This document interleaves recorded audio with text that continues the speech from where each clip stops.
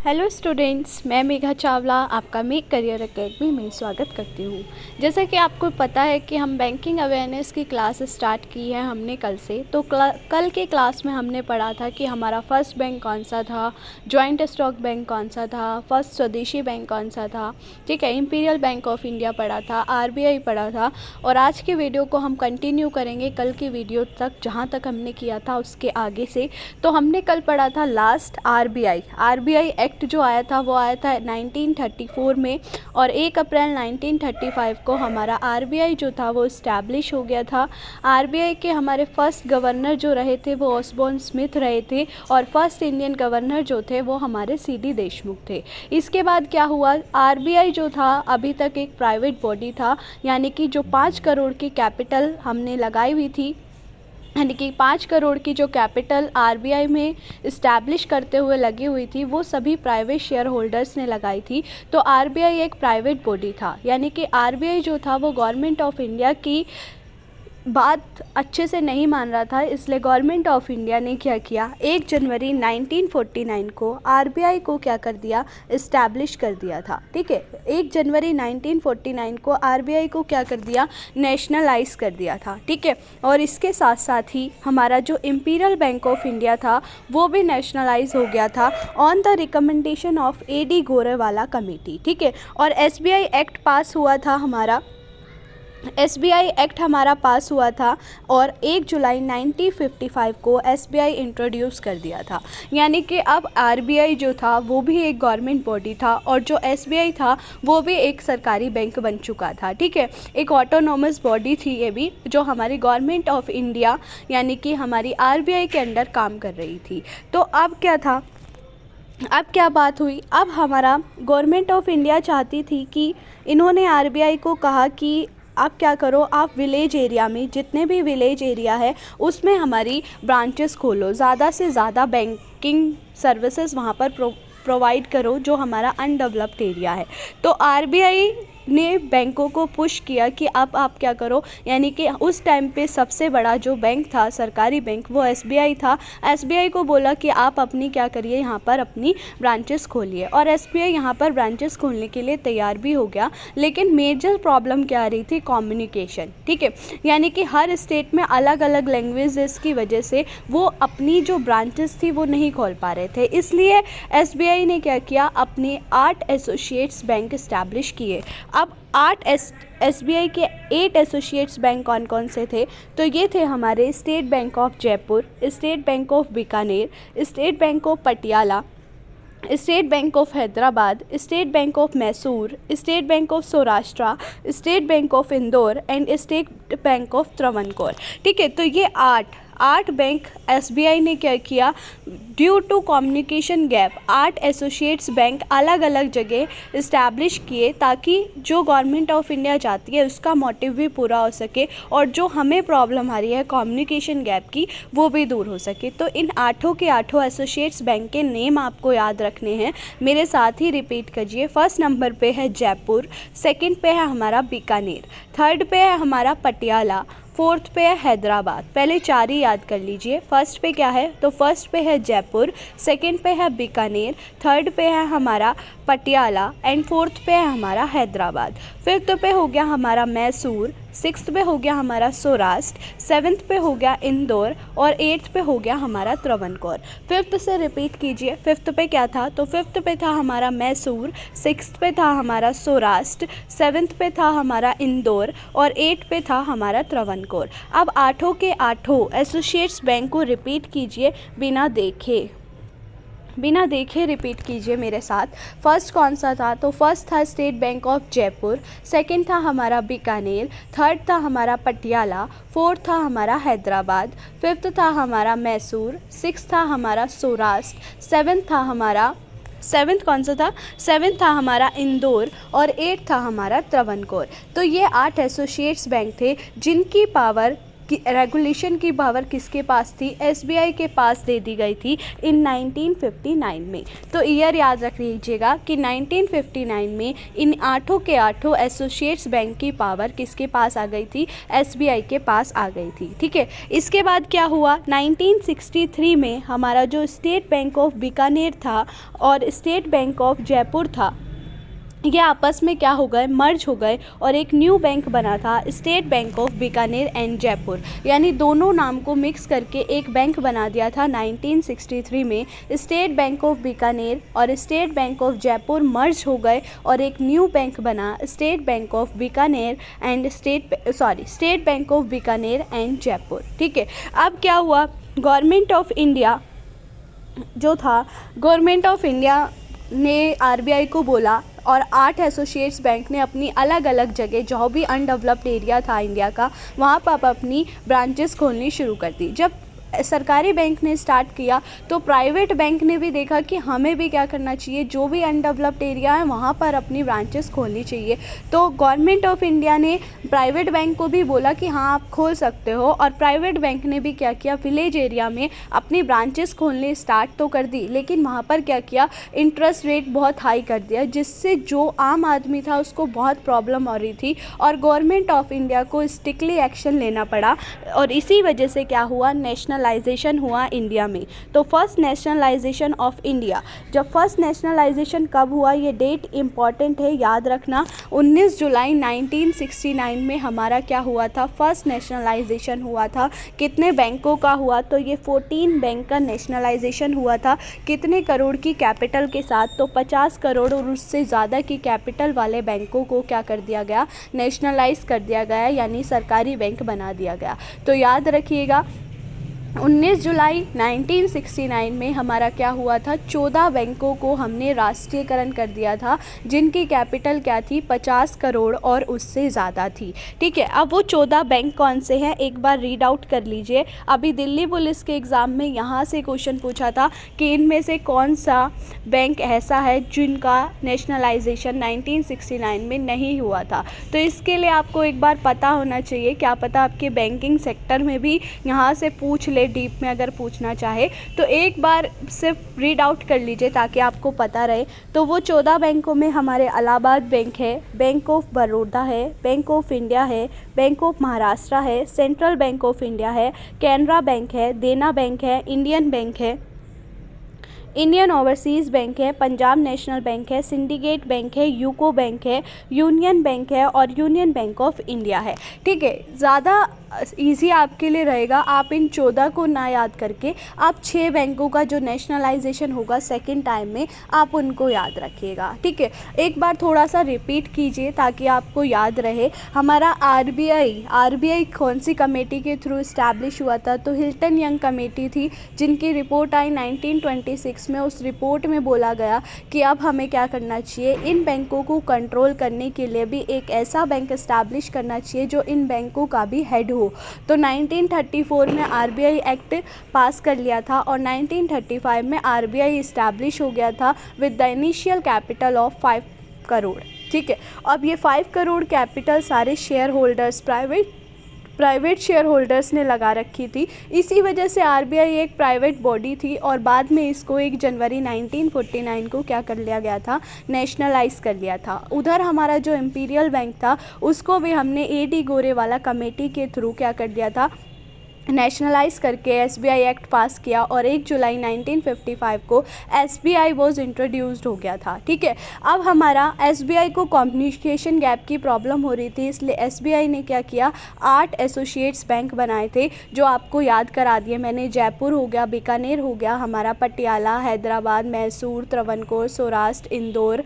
ठीक है, ये सारे हमारे क्या हो गए? एसोसिएट्स बैंक हो गए थे। फिर 1959 में इन 8 एसोसिएट्स की पावर किसके पास आ गई?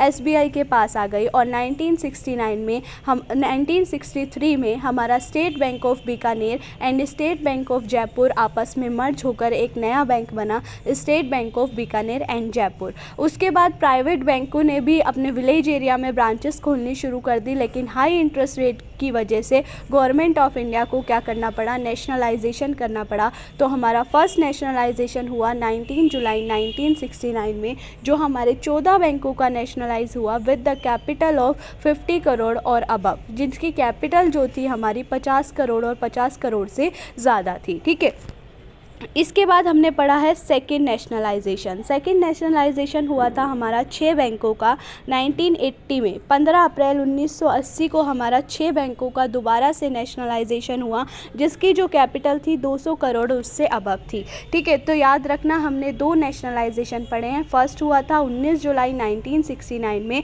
एंड सेकेंड हुआ है 15 अप्रैल 1980 में, जिसमें 6 बैंकों का राष्ट्रीयकरण किया है, जिनकी जो कैपिटल है वो 200 करोड़ और उससे अधिक की थी। अब इनके 6 के नाम आपको ईजिली याद हो जाएंगे। एक था पंजाब एंड सिंध बैंक, एक Vijaya Bank, Oriental Bank of India, corporate bank, Andhra Bank और न्यू बैंक ऑफ इंडिया।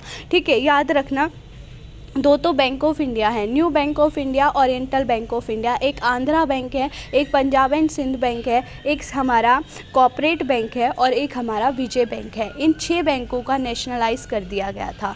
ठीक है, इसके बाद हमारा क्या हुआ, लेटर 1993 में ये government merge new Bank of India, यानी कि ये जो न्यू बैंक ऑफ इंडिया है इसको 1993 में मर्ज कर दिया गया था पीएनबी के साथ। यानी कि अगर हम अभी की बात करें तो अभी हमारे पास कितने नेशनलाइज्ड बैंक बचे हैं, तो हमारे पास 19 नेशनलाइज्ड बैंक बचे हैं। करे हमने 20 नेशनलाइज थे, 14 पहले और 6 बाद में। ठीक है, तो 20 होने चाहिए थे, लेकिन हमारा जो न्यू बैंक ऑफ इंडिया है इसको क्या कर दिया था, मर्ज कर दिया था पंजाब नेशनल बैंक के साथ। इसीलिए हमारे 19 नेशनलाइज्ड बैंक हो गए और एक ऑटोनोमस बॉडी यानी कि एक पब्लिक बैंक पहले से ही बना हुआ है एसबीआई, तो 20 और हमारे पास 7 एसोसिएट्स बैंक थे एसबीआई के, तो इतने हमारे पास क्या थे, पब्लिक सेक्टर बैंक हो गए थे।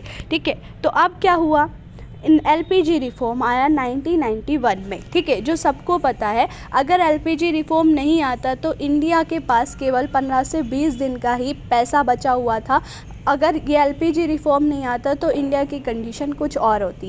एल का मतलब होता है लिबरलाइजेशन, पी का मतलब होता है प्राइवेटलाइजेशन और जी का मतलब होता है ग्लोबलाइजेशन। ठीक है, इस टाइम पे हमारे जो पीएम थे वो थे नरसिम्हा राव, इसलिए जो कमेटी फॉर्म हुई थी उसका नाम भी नरसिम्हन कमेटी रखा गया था। ठीक है, इस टाइम पे फाइनेंस मिनिस्टर बनाया गया था मनमोहन सिंह को, और मनमोहन सिंह ही क्या लेकर आए थे, एलपीजी रिफॉर्म सिस्टम को लेकर आए थे। ठीक है, एलपीजी रिफॉर्म सिस्टम को लेकर भी यही आए थे। अब लिबरलाइजेशन का मतलब क्या होता है, तो लिबरलाइजेशन का मतलब होता है हमारा छूट, यानी कि जो गवर्नमेंट ने सब चीज़ों पे अपना कंट्रोल कर रखा है इस पे थोड़ा सा क्या देनी चाहिए, छूट देनी चाहिए। ठीक है, पी का मतलब होता है प्राइवेटलाइजेशन, गवर्नमेंट हर चीज़ को गवर्नमेंट के अंडर में लेना चाहती थी, जिसको हमें रोक कर अब क्या करना चाहिए, प्राइवेट कंपनीज, प्राइवेट बैंक, इसको इस्टेब्लिश करना चाहिए ताकि लोग क्या कर सके, अपने अकॉर्डिंग भी वर्क कर सके। ठीक है, तो ये हो गया पी का मतलब। ग्लोबलाइजेशन का मतलब था हमारा कि अब इंडिया क्या करती थी, जब से ब्रिटिशर्स ने इंडिया के ऊपर राज किया था उसके बाद से इंडिया ने बाहर की कंट्रीज़ को इंडिया पे आने से रोक रखा था। तो इस द टाइम, ये टाइम था कि अब हमें क्या करना चाहिए, ग्लोबलाइजेशन करना चाहिए, यानी कि इंडिया के अंदर वापस से फॉरेनर्स की कंपनीज़ को इंडिया में बुलाना चाहिए और इंडिया की कंपनी को बाहर डेवलप करना चाहिए। यानी कि अब हमें अपनी जो इकोनॉमी है उसको ओपन इकोनॉमी करना पड़ेगा। हमारी 2 तरीके की इकोनॉमी होती है, एक होती है ओपन इकोनॉमी और एक होती है क्लोज इकोनॉमी। ओपन इकोनॉमी वो होती है जहाँ पर हम एक्सपोर्ट इंपोर्ट करते हैं, और क्लोज इकोनॉमी होती है जहाँ पर हम एक्सपोर्ट इंपोर्ट नहीं करते। तो अभी तक हमने खुद को क्लोज इकोनॉमी में रखा था, अब हमें क्या करना पड़ेगा, अगर हमें इंडिया को डेवलप्ड करना है, वापस से ग्रोथ में लेके आना है, तो हमें वापस से ओपन इकोनॉमी में आना पड़ेगा। तो ये था एलपीजी रिफॉर्म। एलपीजी रिफॉर्म के तहत 2-3 बातें सेटअप हुई थी, ये तो मैंने आपको बता दिया। कमेटी फॉर्म हुई थी जो हमारे नरसिम्हन राव की अध्यक्षता में हुई थी, चेयरमैनशिप में, और इन्होंने कमेटी ने सजेस्ट किया था no more nationalisation of bank, यानी कि आप बैंक को सरकारी मत बनाओ। ठीक है, आप किसी भी बैंक को सरकारी नहीं बनाना है। इसके बाद foreign bank would be allowed to open office in India, वही मैंने जो आपको बोला है कि फॉरेनर्स की कंपनीज़ को, फॉरेन के बैंक को वापस से इंडिया में इस्टेब्लिश करने की परमिशन दे दो। ठीक है, जब ये कमेटी हुई इसके बाद ही क्या हुआ, 1991-1992 के पीरियड में ही 10 प्राइवेट बैंक को दोबारा से इस्टेब्लिश किया गया, बैंकिंग सेक्टर में एंट्री दे दी गई, लाइसेंस दे दिया गया, जिनमें हमारे को मेन याद रखने आईसीआईसीआई बैंक हो गया, एचडीएफसी बैंक हो गया, एक्सिस बैंक हो गया, इंडसइंड बैंक हो गया, और हमारा बस इतना ही आपको लर्न रखनी है। सारे बैंक के नाम अगर आप नहीं भी याद रखना चाहते तो मत याद रखिए, इट्स नॉट इम्पॉर्टेंट, ठीक है। इसके बाद हमारा 2003 में कोटक महिंद्रा बैंक को इस्टेब्लिश किया गया और 2004 में येस बैंक को इस्टेब्लिश किया गया। फिर 2008 में क्या हुआ, the government of India acquired the RBI stake in SBI. Simple भाषा में समझिए, 2008 में क्या हुआ, अभी तक जो एसबीआई था वो एक शुरू से ऑटोनॉमस बॉडी रहा है, लेकिन वो आरबीआई के अंडर में काम करता था। लेकिन 2008 के बाद क्या हुआ, जो गवर्नमेंट ऑफ इंडिया थी उन्होंने आरबीआई से ये अधिकार ले लिया, यानी कि अब एसबीआई जो है गवर्नमेंट ऑफ इंडिया के अंडर में वर्क करती है, ठीक है। तो याद रखिएगा, एसबीआई जो है गवर्नमेंट ऑफ इंडिया के अंडर में वर्क करती है। इसके बाद हमारा 2008 में ही जो स्टेट बैंक ऑफ सौराष्ट्र था उसको मर्ज कर दिया गया एसबीआई के साथ, और 2010 में स्टेट बैंक ऑफ इंदौर जो था उसको मर्ज कर दिया गया था एसबीआई के साथ। यानी कि हमारे 8 एसोसिएट्स बैंक थे, जिसमें से हमने एक तो state bank of Bikaner and Jaipur बना दिया था, एक हमारा जो सौराष्ट्र था उसको हमने एसबीआई के साथ मर्ज कर दिया, और एक हमारा जो इंदौर था उसको भी एसबीआई के साथ, यानी कि अब हमारे पास 5 एसोसिएट्स बैंक बचे थे, ठीक है। फिर 2013 में क्या हुआ, भारतीय महिला बैंक को फॉर्म किया गया, कितनी कैपिटल के साथ, तो 1000 करोड़ की कैपिटल के साथ। और ये क्वेश्चन मेंस में पूछा गया था कि भारतीय महिला बैंक को कितने कैपिटल के साथ फॉर्म किया गया था, तो 1000 करोड़ की कैपिटल के साथ मर्ज मतलब फ्रेम किया गया था, बनाया गया था। इसके बाद 2014 में हमारे 2 बैंकों को लाइसेंस मिले थे, एक आईडीएफसी बैंक और एक हमारे बंधन फाइनेंशियल सर्विसेज यानी बंधन बैंक, और ये दोनों ही हमारे प्राइवेट बैंक थे।